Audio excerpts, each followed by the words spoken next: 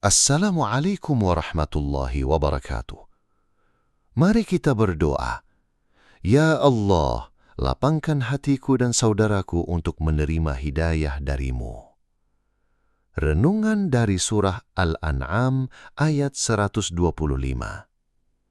Alhamdulillah, segala puji bagi Allah yang telah memberikan kita hidayah iman dan Islam.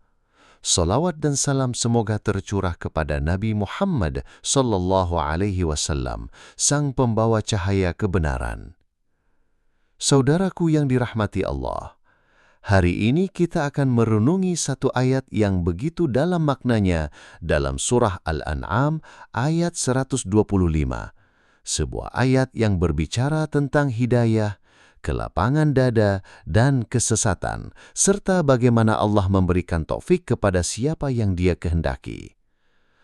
Firman Allah, surah Al-An'am ayat 125. فَمَنْ يُرِدِ اللَّهُ أَنْ يَهْدِيَهُ يَشْرَحْ صَدْرَهُ لِلْإِسْلَامِ وَمَنْ يُرِدْ أَنْ يُضِلَّهُ يَجْعَلْ صَدْرَهُ ضَيِّقًا حَرَجًا كَأَنَّمَا يَصَّعَّدُ فِي السَّمَاءِ كَذَلِكَ يَجْعَلُ اللَّهُ الرِّجْسَ عَلَى الَّذِينَ لَا يُؤْمِنُونَ. Barang siapa yang Allah kehendaki untuk memberi petunjuk kepadanya, niscaya Dia melapangkan dadanya untuk menerima Islam. Dan barang siapa yang dikehendaki Allah kesesatannya, niscaya Dia menjadikan dadanya sesak lagi sempit, seolah-olah dia sedang mendaki ke langit.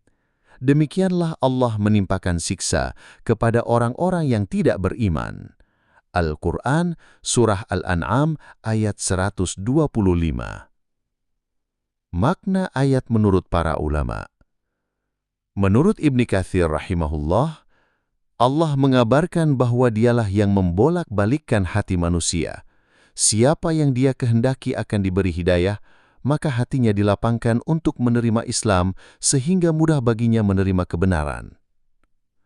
Menurut Al-Qurtubi menjelaskan, lapangnya dada adalah tanda diterimanya hidayah, sedang sempitnya dada adalah tanda penolakan terhadap petunjuk. Imam Asy-Syaukani menafsirkan, sempitnya dada seperti mendaki ke langit menggambarkan kesulitan luar biasa dalam menerima kebenaran. Dia menolak, benci, bahkan merasa sesak jika mendengar nasihat kebaikan. Rasulullah sallallahu alaihi wasallam bersabda, sesungguhnya di dalam tubuh ada segumpal daging. Jika ia baik, maka seluruh tubuh akan baik, dan jika ia rusak, maka seluruh tubuh akan rusak. Ketahuilah itu adalah hati. Hadis riwayat Bukhari dan Muslim. Hadis ini menjelaskan bahwa hati adalah pusat hidayah dan keburukan. Bila hati lapang dan bersih, maka hidayah akan mudah masuk. Bila hati kotor, maka nasihat dan petunjuk akan terasa sesak. Pelajaran apa yang terkandung ajaran dari ayat ini adalah: 1. Hidayah adalah anugerah Allah. Tidak bisa dibeli, tidak bisa diwariskan, hanya bisa diminta dengan sungguh-sungguh. Maka kita wajib berdoa seperti dalam Al-Fatihah, Ihdinas siratal mustaqim. 2. Hati yang lapang untuk Islam adalah karunia luar biasa. Jika hari ini kita masih bisa tenang mendengar azan, masih ingin sholat, masih tersentuh dengan bacaan Al-Quran, maka bersyukurlah. Itu tanda hati kita telah dilapangkan oleh Allah. 3. Orang yang menolak Islam atau malas beragama merasa sempit dan sesak. Sebagian orang hari ini merasa terbebani dengan syariat, berat salat, malas puasa, enggan menutup aurat, bahkan ada yang menganggap Islam itu menghalangi kebebasan. Inilah bentuk kesempitan dada sebagaimana dijelaskan dalam ayat ini.